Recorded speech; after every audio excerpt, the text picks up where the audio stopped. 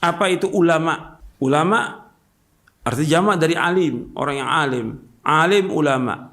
Ketika disebutkan alim berarti dia mengetahui tentang Quran. Alim orang yang tahu, orang yang mengetahui. Mengetahui tentang apa? Quran. Mengetahui tentang apa? Tentang sunnah. Mengetahui tentang apa? Mengetahui tentang pemahaman para sahabat. Itu yang dikatakan ulama.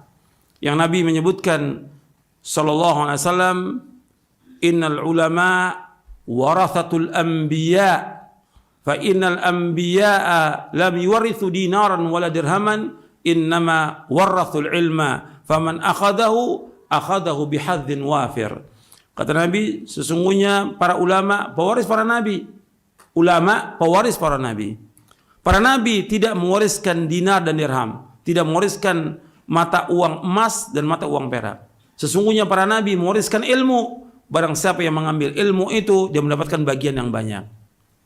Hadis ini sahih, diriwayatkan oleh Imam Tirmidzi, Abu Daud dan yang lainnya, dan Ahmad juga meriwayatkan. Maksudnya di sini para ulama pewaris para nabi. Yang diwariskan oleh para nabi adalah ilmu. Nabi-nabi alaihi wassalatu wassalam tidak mewariskan dinar dan dirham. Ilmu yang dimaksud ya wahyu, Al-Quran dan Sunnah.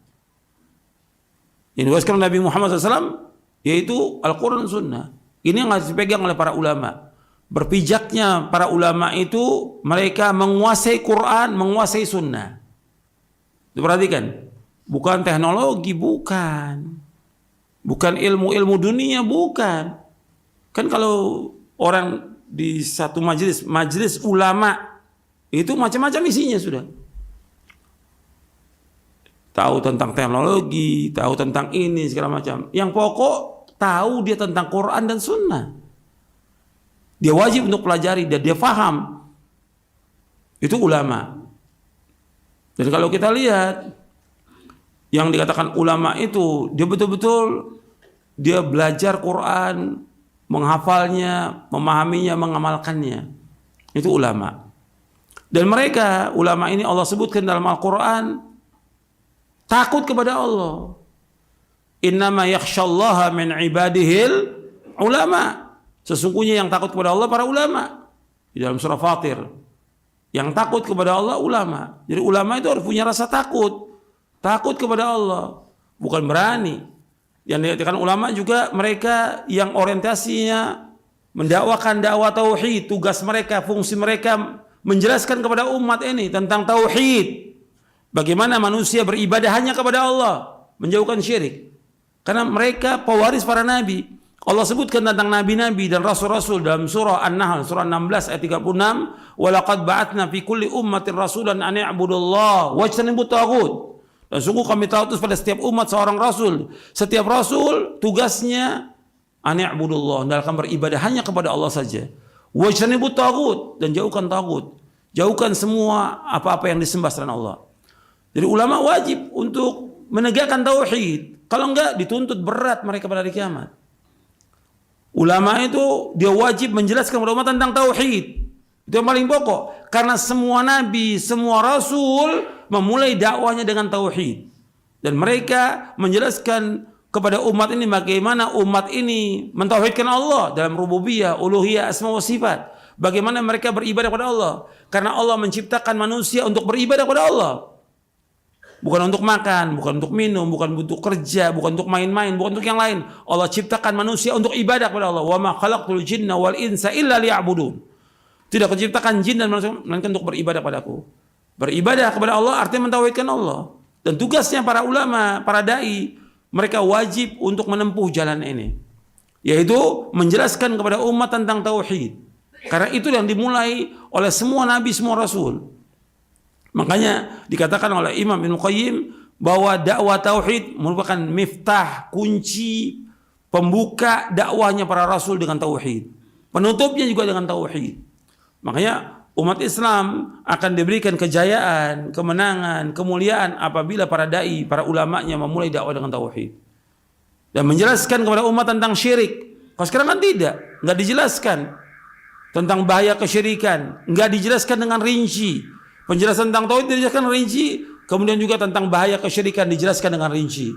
supaya orang tidak berbuat syirik, karena syirik merusak agama ini, merusak akal, merusak hati, merusak tatanan masyarakat. Semua kerusakan yang ada di masyarakat disebabkan karena kesyirikan. Itu yang pertama. Dosa yang paling besar syirik, baru yang lainnya. Kalau kita lihat di sini fungsi dan tugas ulama tidak jalan di Indonesia ini. Mereka nggak jelaskan tentang bahaya kesyirikan. Allah sebutkan dalam Al-Quran. Saya ambil contoh satu aja dari sekian banyak ayat dalam Al-Quran. Di dalam surah Ar-Rum Allah menyebutkan zaharal fasadu fil barri wal bahri bima kasabat aydin nas liyudhiqahum ba'd alladhi 'amilu la'allahum yarji'un. Qul siru fil ardi fanzuru kaifa kana 'aqibatul ladzina min qablu kana aktsaru musyrikin. Telah tampak kerusakan di daratan dan di lautan dengan sebab tangan-tangan manusia. Sudah kita lihat di kerusakan yang ada ini. Agar Allah merasakan kepada mereka sebagian dari apa yang mereka kerjakan agar mereka kembali kepada Allah. Janganlah qul siru fil ard, maka hendaklah kalian berjalan di muka bumi ini. Fanzuru kaifa kana aqibatul ladzina min qabl, lihatlah bagaimana akibat orang-orang sebelum kalian. Kana aktsaru musyrikin, kebanyakan mereka adalah musyrikin. Kerusakan yang ada sebab kesyirikan. Kewajiban kita untuk menjelaskan kepada umat agar mereka mentauhidkan Allah, menjauhkan segala macam perbuatan syirik, baik itu syirkun akbar maupun syirkun asghar. Dan ini tugasnya para dai, para ulama, para siang malam mendakwakan dakwah ini. Agar umat ini mentauhidkan Allah, menjauhkan syirik. Bukan yang lain enggak dijelaskan, seperti hukum-hukum tentang wudu, tentang sholat, tentang puasa, tentang zakat, tentang haji, dijelaskan. Tapi yang pokok adalah tauhid. Itu tugas dan fungsinya para ulama seperti yang ditanyakan tadi. Kalau itu dijalankan, insya Allah banyak umat yang paham tentang agama ini. Kalau sekarang tidak, jauh umat dari Islam. Karena apa? Nggak dijelaskan tentang hakikat agama Islam yang sebenarnya, yaitu tauhid dan menjauhkan tentang syirik.